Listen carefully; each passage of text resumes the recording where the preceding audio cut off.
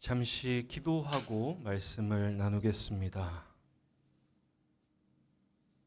역사의 주관자가 되시는 하나님, 당신의 섭리와 뜻 가운데 때로는 하나님께서 원치 않은 일들이 일어나고 때로는 하나님께서 원하시는 일들이 일어나는 이 역사의 장 가운데 우리의 기도를 들으시고 우리의 기도에 응답하시는 하나님을 찬양합니다. 간절히 원하는 것은 하나님, 우리가 이곳에서 주님의 얼굴을 구하고 주님의 말씀을 구하오니 분별할 수 있는 진리의 영을 허락하여 주셔서 우리의 생각을 내려놓고 하나님의 말씀에 순종할 수 있는 그 은총을 허락하여 주옵소서. 이 시간 말씀하시고 주의 종들은 듣게 하옵소서. 감사드리며 우리 주님 예수님의 이름으로 함께 기도했습니다. 아멘. 오늘 본문은 빌립보서 3장 4절 비졸로부터 14절을 토대로 말씀을 나눠보려고 합니다. 그런데 이 본문만을 초점을 두고서 말씀을 나누는 것보다 빌립보서를 잘 보니까 제가 부임한 이후에는 처음 나누는 말씀이더라고요. 그래서 빌립보서 전체를 좀 다루면서 오늘 말씀을 나눠보려고 합니다.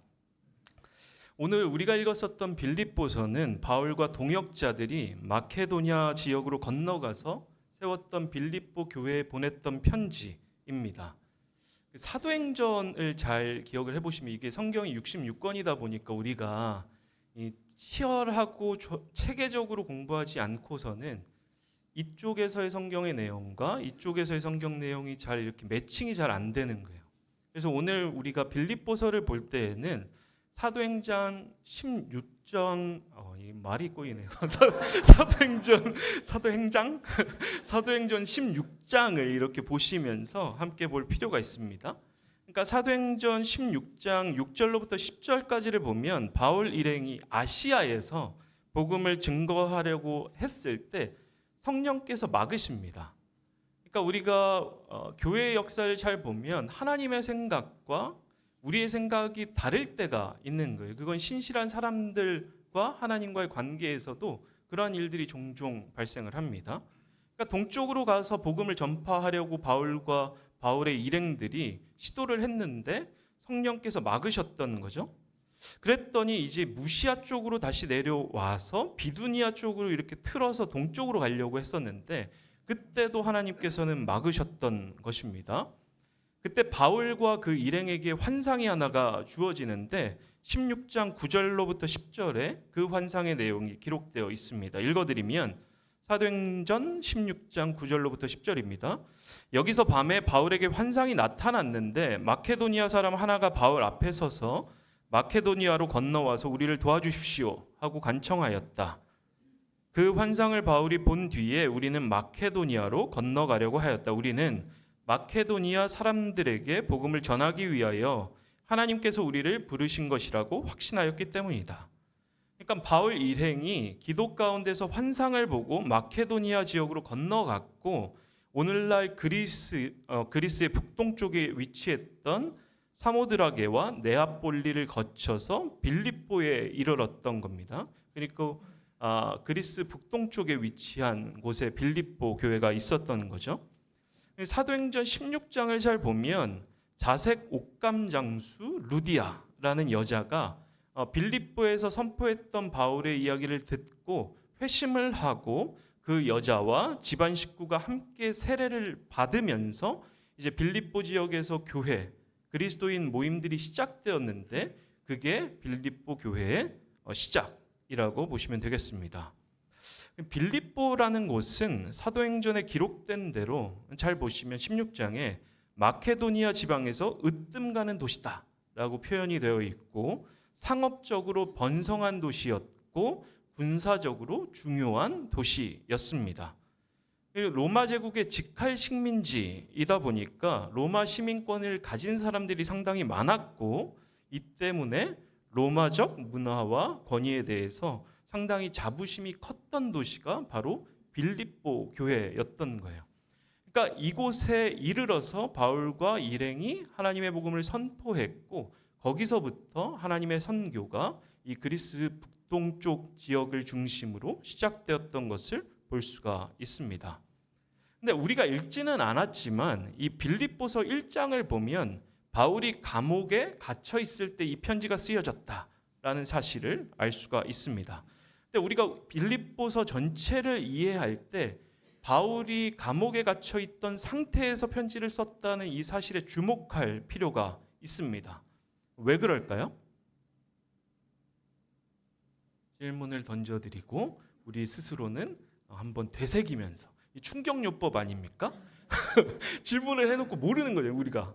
저도 가끔씩 보면 성경에 대해서 신학교 때 공부하기는 하지만 너무 많은 지식들이 많다 보니까 잊습니다. 근데 누가 질문을 던지잖아요, 저한테. 상당히 긴장이 되는 거죠. 왜? 여러분들보다 더 긴장하기 시작을 합니다. 왜? 저는 목사잖아요. 근데도 기억이 잘 안 나거든요. 근데 그 긴장한 상태에서 우리가 말씀을 들었을 때 비로소 그게 각인되기 때문에 우리가 답할 수는 없지만 질문을 드리는 겁니다.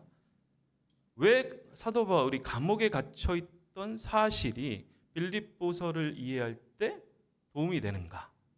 왜 중요한 사실인가?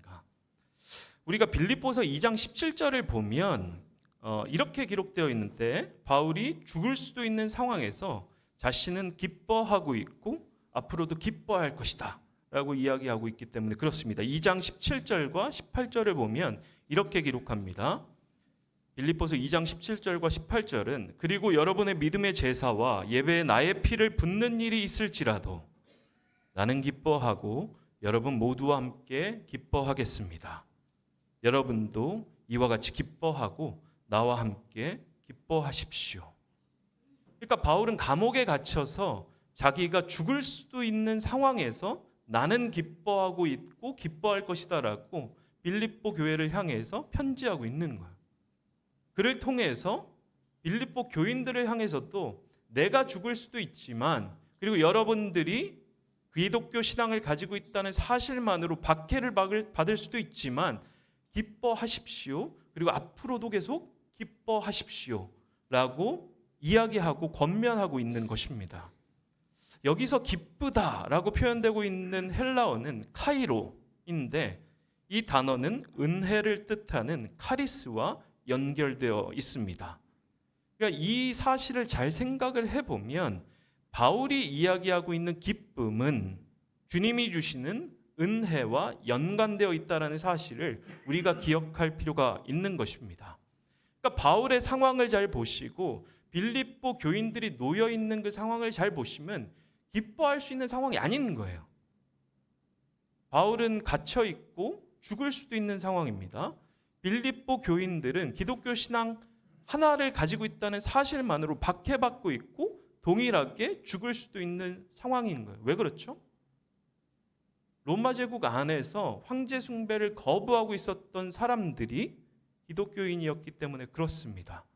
로마 제국에서 통용되고 있었던 그 논리와 원칙들을 지키고 있지 않았던 사람들이 바로 그리스도인들이었기 때문입니다. 바울뿐만 아니라 그리스도인들은 자신들이 그리스도 신앙을 가지고 있다, 기독교 신앙을 가지고 있다는 사실만으로 죽을 수도 있는 상황에서 바울은 나도 기뻐할 것이니까 너희도 기뻐하십시오. 우리가 죽을 수도 있고 우리가 고난받을 수 있는 상황임에도 불구하고 우리는 기뻐해야 한다라고 선포하고 있는 것입니다. 어떻게 이런 상황에서 기뻐할 수 있을까? 잘 생각을 해보시면 우리가 고통 가운데 있고 죽음을 직면하고 있으면 우리가 기뻐할 수 있을까요? 쉽지 않을 겁니다. 저도 마찬가지입니다. 예전에 한번 말씀드렸었잖아요. 기도하다가 난 순교하겠다 라고 기도하고 있었는데 정말 네가 내 잔을 마실 수 있겠냐, 그 말씀이 쫙 꽂히니까 죽을 것 같아서 얘기 못했다고. 사실입니다. 그러니까 모든 생명체는, 그리고 인간을 포함한 모든 것들은 자기를 보존하고 생존하려고 하는 그 욕구들이 있기 때문에 고난이 주어지거나 죽음 앞에 직면하게 되면 그걸 뛰어넘는 기쁨이라는 것은 불가능한 거예요. 우리는 보통 우리가 원하는 일들이 이루어지거나 좋아하는 자극이 주어질 때 비로소 그때 기쁨이라는 감정을 느낍니다. 외부로부터 주어지는 자극이 우리의 욕망과 맞닿게 되면 그때 비로소 우리는 기뻐할 수 있는 겁니다. 그런데 빌립보서를 통해서 증언되고 있는 기쁨은 우리의 욕망이나 우리의 상황과 연관된 것이 아니라는 사실을 우리는 기억할 필요가 있는 것입니다.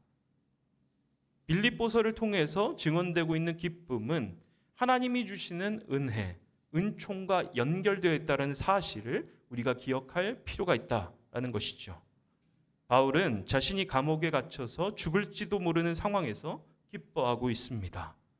그리고 빌립보 교인들에게 4장 4절에서 이렇게 이야기합니다. 주님 안에서 항상 기뻐하십시오. 다시 말합니다. 기뻐하십시오. 우리의 감정이라는 게 우리의 마음대로 잘 안 되는데 왜 이렇게 이야기했던 것일까? 그리고 이 구절을 찬찬히 뜯어보면 여러분들이 기뻐했으면 좋겠습니다가 아니라 기뻐하라, 명령형인 거예요. 여러분들이 기뻤으면 좋겠습니다. 이게 아니라 너희는 기뻐해야 한다라고 이야기하고 있는 것입니다. 우리가 이 카리스와 이 카이로라는 단어를 연결 안에서 이 말씀을 묵상을 해보면 뭔가 하면 이 말씀을 조금 뒤집어서 이야기를 하면 이렇습니다. 주님 안에서 은혜를 받으십시오.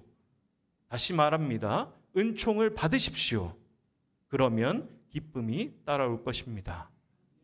세상에서 주어지는 기쁨이라는 것은 우리의 상황과 연관된 것입니다.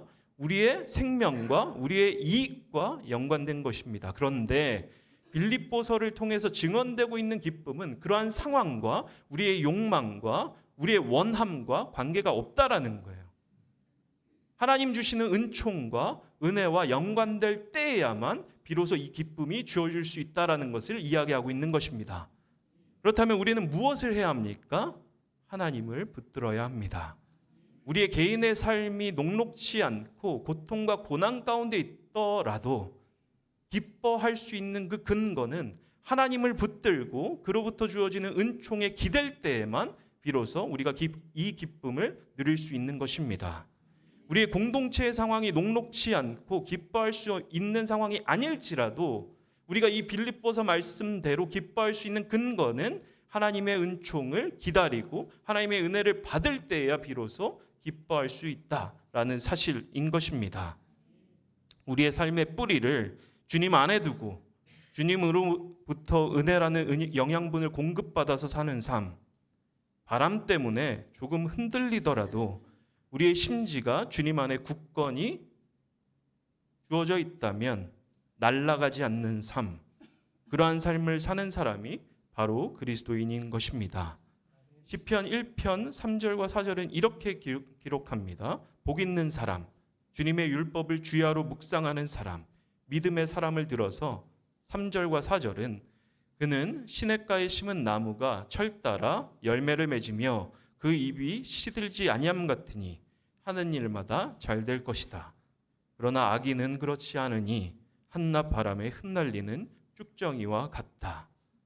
선인과 악인은 성경적 관점에서 보면 우리가 어떤 도덕적 선한 삶을 사는가 아니면 그렇지 않은 삶을 사는가 이 기준과는 연결은 되어 있지만 본질적으로 핵심은 아닙니다.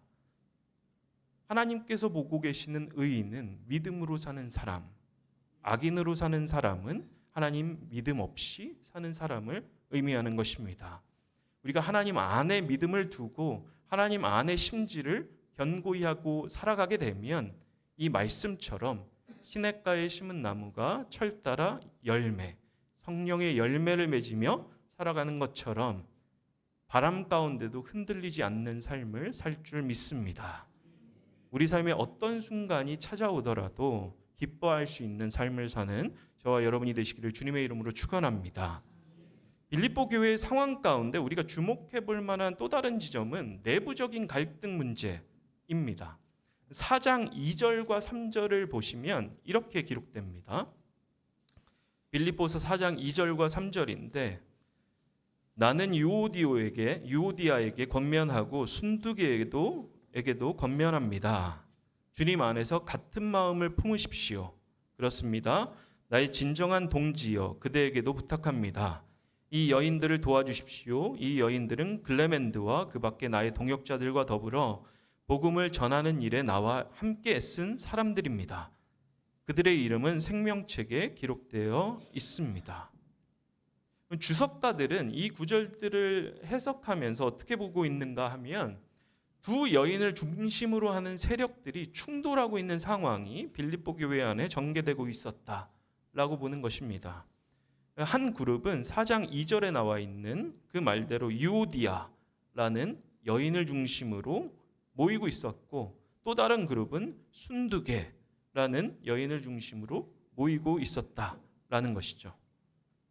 신약학자 제랄드 호도는 아마도 이 두 여인들 가운데 한 여인이 바로 루디아라는 여인이었을 것이라고 이야기를 합니다. 왜 그런가 하면 루디아 사람, 우리 아까 이야기했었던 사도행전 16장에 보면 바울이 선포하고 루디아라는 자색 옥감 장수 그 여인이 말씀을 받아들이고 교회가 빌립보 지역에서 시작됐다라고 말씀을 드렸잖아요. 이 루디아라는 여인은 여자의 이름이 아니라 루디아 사람의 여자를 의미하는 것이기 때문에 그렇습니다. 나중에 성경 퀴즈 하면 요거 문제 내면 좋겠죠. 아주 좋잖아요, 그렇죠? 그러니까 이 루디아 사람의 여자가 아마도 이 유오디아나 순두계 둘 중에 한 명이 이 루디아였을 것이다라고 이야기를 하는 것입니다. 잘 보면 빌립보 교회 안에서 벌어지고 있는 갈등은 교회를 그냥저냥 다니는 사람들 사이에서 이루어지고 있었던 갈등이 아닌 거예요. 교회를 세우고 헌신하는 사람들 사이에 벌어지고 있었던 갈등이었던 것입니다. 왜 그렇습니까? 4장 3절, 우리가 읽었었던 2절과 3절 중에서 3절을 보면 그 밖에 나의 동역자들과 더불어 이 여인들, 그러니까 유오디아와 순두계는 복음을 전하는 일에 나와 함께 애쓴 사람들이었다 라고 바울이 쓰고 있기 때문에 그런 겁니다. 그러니까 다시 말해서 교회를 세우고 교회를 굳건히 하면서 자신의 삶을 투신하고 있었던 그 여인들을 중심으로 두 세력들이 충돌하고 있었던 상황이 지금 빌립보 교회의 상황이었던 것입니다. 왜 그럴까? 우리가 가정생활 안에서도 잘 보고 교회 공동체도 보고 회사도 잘 보면 어떨 때 갈등들이 벌어지죠? 자기의 생각과 다를 때, 그리고 그 자기의 생각과 다른 사람들을 적대시하는 이유들은 실상 자기의 가정과 자기의 속해 있는 교회 공동체와 자기의 회사에 자기의 모든 것들을 투신하고 있기 때문에 그런 겁니다. 다시 말해서 나의 모든 것들을 내 가정에 걸고 있고 내 직장에 걸고 있고 내 교회 공동체에 걸고 있기 때문에 여기서 벌어지고 있는 혹은 여기에서 이루어지고 있는 결정이 남 일이 아닌 거예요. 자, 권면을 해드릴게요. 내가 교회 일 때문에 너무 스트레스가 많다. 가정 일 때문에 너무 스트레스가 된다. 내 회사 때문에 너무 스트레스가 된다. 그냥저냥 다니십시오. 가정도 약간 내팽개쳐 보세요. 나 없이 잘 사나 보자. 뭐 이런 감정으로. 그럼 스트레스가 아멘이 나오네. 스트레스가 좀 덜할 겁니다. 왜? 내 일이 아닌 거예요.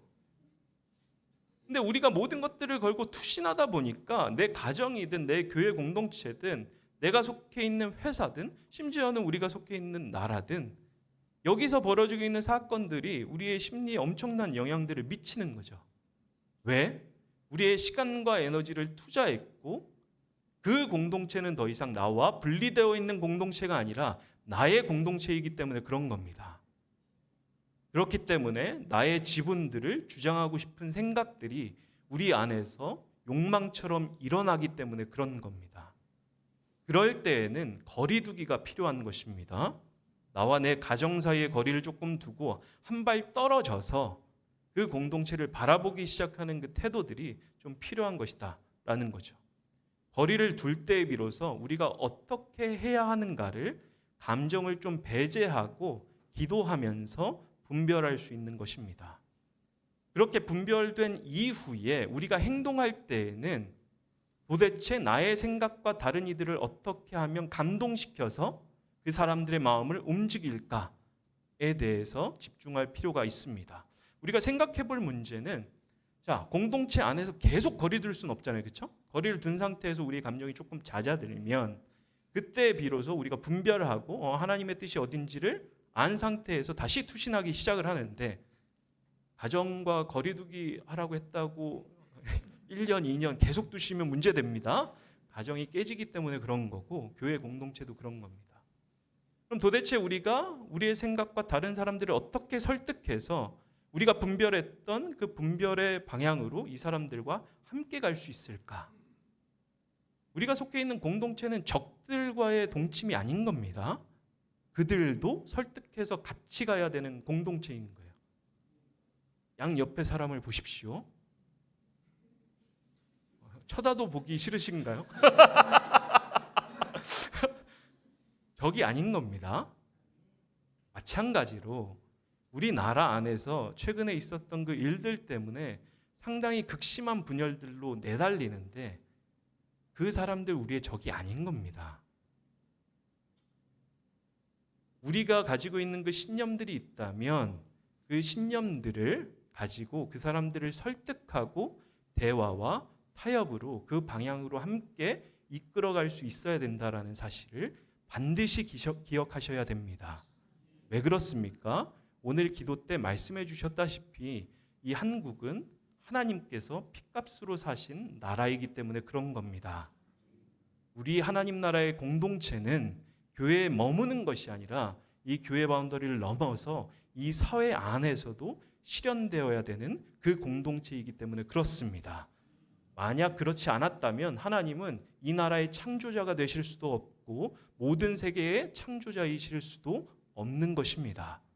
근데 성경은 하나님이 이 모든 세계의 창조자라고 선포합니다. 말인즉슨 우리의 생각과 다른 사람들을 그들과 대화하고 설득하고 타협함으로써 하나님 나라의 공동체로 함께 이끌어가야 된다는 사실을 기억할 필요가 있는 것입니다. 그럼 도대체 우리가 어떻게 사람들의 마음을 감동시켜서 자발적으로 그들이 우리가 원하는 방향으로 함께 갈 수 있을까?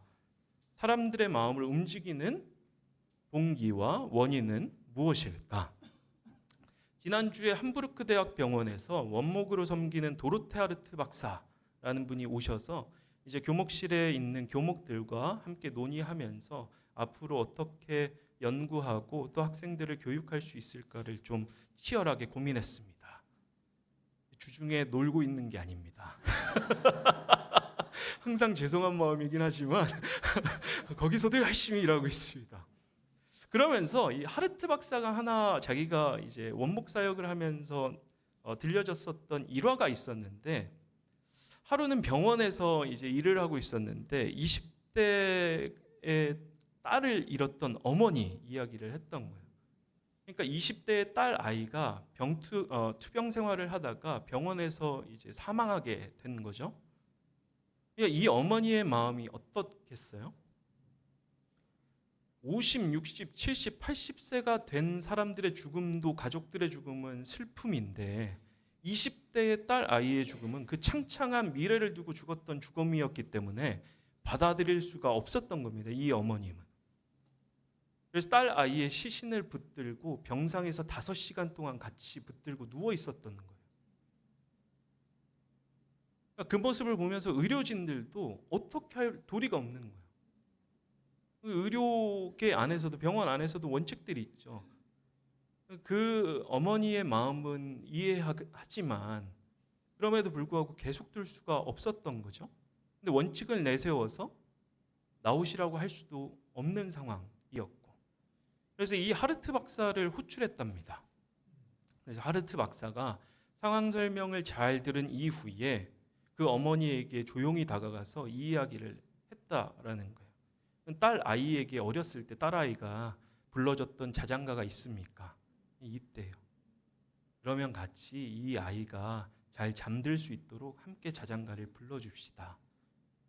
그래서 그 어머니와 하르트 박사는 함께 자장가를 불러주었고, 그렇게 어머니는 조용히 병실을 떠나서 이 딸 아이의 장례를 치를 수가 있었다고 합니다. 저는 이 이야기를 들으면서 무엇이 사람의 마음을 움직이는가를 곰곰이 생각해 보게 됐습니다. 사람을 움직이는 것은 힘이 아닙니다. 보통 조직에서 회의할 때 그런 말이 있습니다. 목소리 큰 사람이 이긴다. 맞죠? 목소리 큰 사람이 이깁니다. 왜 그렇습니까? 우리 속담, 선인들의 속담이 좋은 게 있잖아요. 네? 그렇죠. 정답들이 나오네. 더러워서. 예. 똥이 무서워서 피하냐? 더러워서 피하지. 근데 그렇게 작동하기도 해요. 조직 안에서. 그런데 그러한 방식의 의견 관철은 사람들의 마음을 얻지는 못합니다. 사람의 마음을 움직이는 것은 공감입니다. 딸 아이에 잃은 어머니의 마음을 움직인 것은 전문적인 지식이나 권위가 아니라 그 어머니의 마음을 공감했던 것입니다.